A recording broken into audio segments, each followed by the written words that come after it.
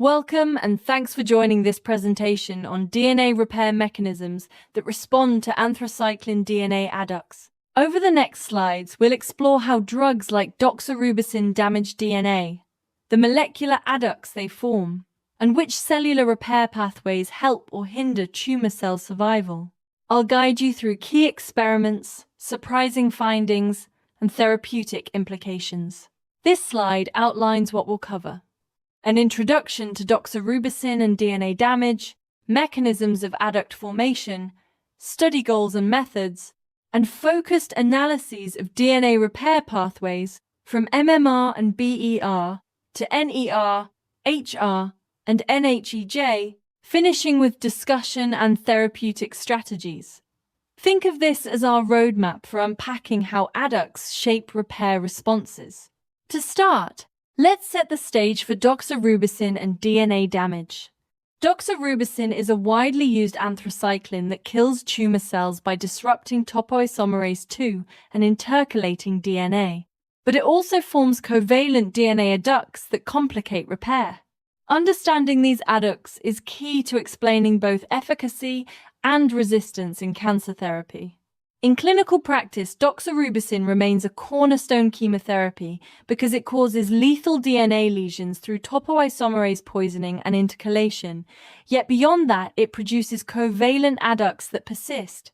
These adducts provoke different repair responses than simple strand breaks, which is why exploring repair-deficient cell lines gives insight into which pathways are truly relevant.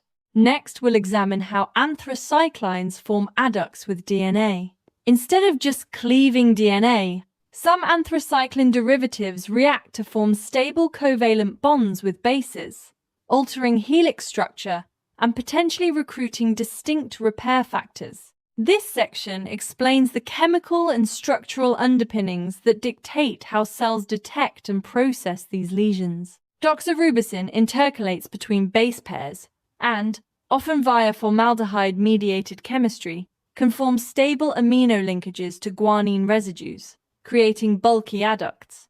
These lesions distort the helix, and some derivatives, like doxaform, increase retention by forming stable conjugates, which changes both lesion stability and the downstream repair landscape. With that chemistry in mind, we outline our study objectives and hypotheses.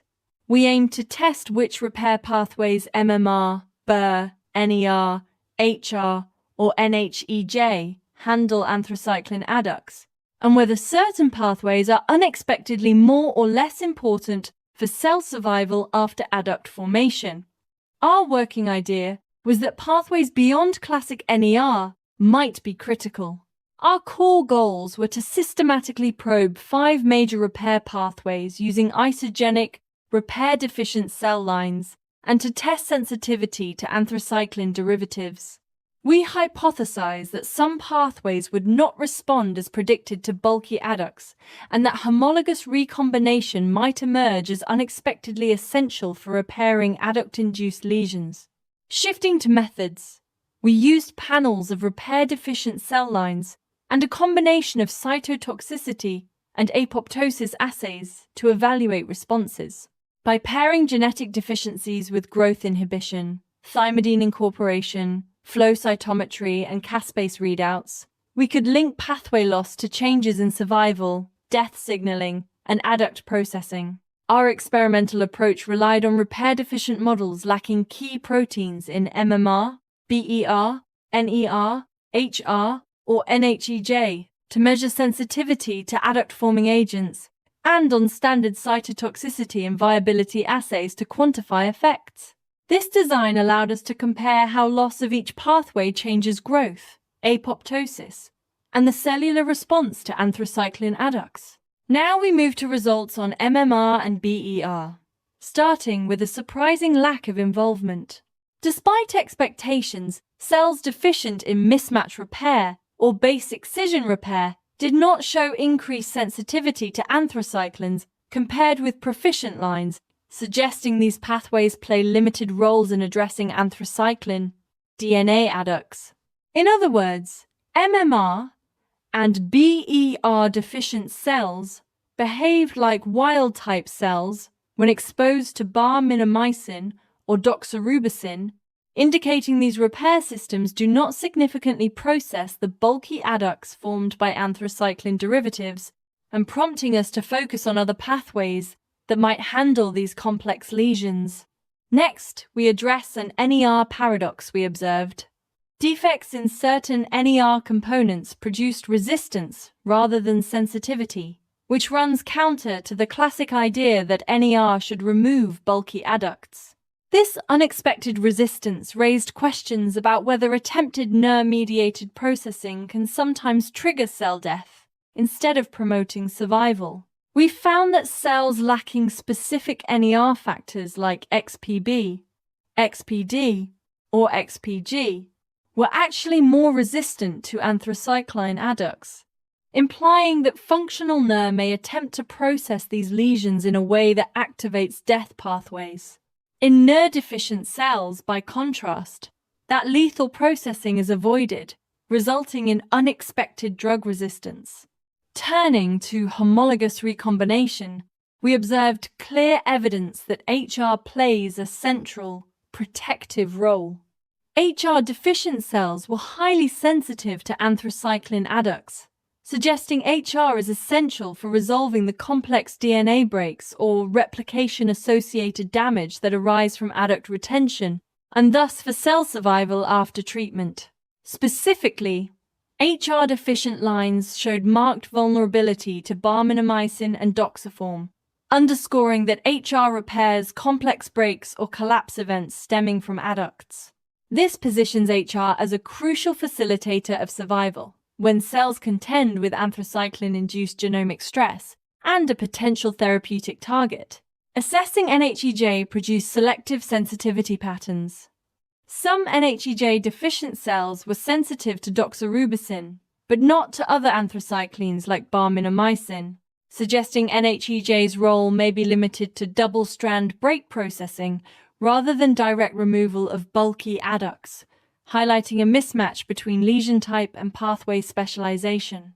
Overall, the pattern suggests NHEJ focuses on double-strand breaks and may not be the primary route for bulky anthracycline adduct repair, while HR handles more complex lesions. These selective responses help explain why different repair losses produce distinct sensitivity profiles depending on the agent and lesion context. We then examined how NER and HR influence cell fate after treatment, finding that NER deficiency reduced apoptosis, while HR deficiency amplified sensitivity. This contrast implies that functional NER can trigger death pathways when it engages with adducts, whereas HR is protective by resolving lethal structures that would otherwise kill the cell. In practical terms, NER mutants show less apoptosis after drug exposure, contributing to resistance through blocked death signaling, while HR defects leave cells unable to repair key lesions, increasing vulnerability and cell death. These opposing effects shape whether a tumor will respond or resist anthracycline therapies. Moving into discussion, the interplay between NER and HR emerges as central.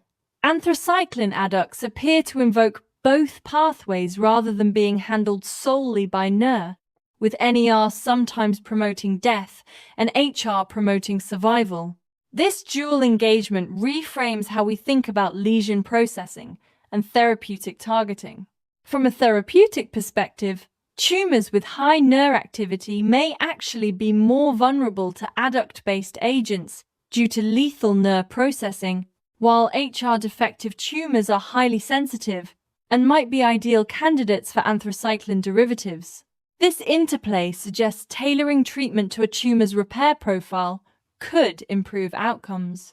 To overcome resistance, we propose strategies that exploit repair defects. Personalized chemotherapy that matches anthracycline derivatives to tumor repair status, using adduct-forming drugs against HR-deficient cancers, or leveraging NER activity to drive lethal processing in NER-proficient tumors, always with molecular profiling guiding choices. Summarizing our key conclusions, the study confirms that NER and HR have pivotal, but opposing roles in response to anthracycline. ADUX-NER deficiency can confer resistance, while HR deficiency confers sensitivity, highlighting unique adduct responses and offering a rationale for repair-guided therapy selection. Looking ahead, the research outlook calls for deeper dissection of pathway interactions and mechanistic studies to refine oncology strategies, validate biomarkers for repair status, and design therapies that either exploit HR weaknesses or manipulate NER engagement to tip the balance toward tumor cell death. Thank you for listening. This work underscores how understanding DNA adduct chemistry and the repair pathways that respond to it can directly inform therapeutic decision-making, and we hope it encourages further investigation into repair-based precision oncology approaches.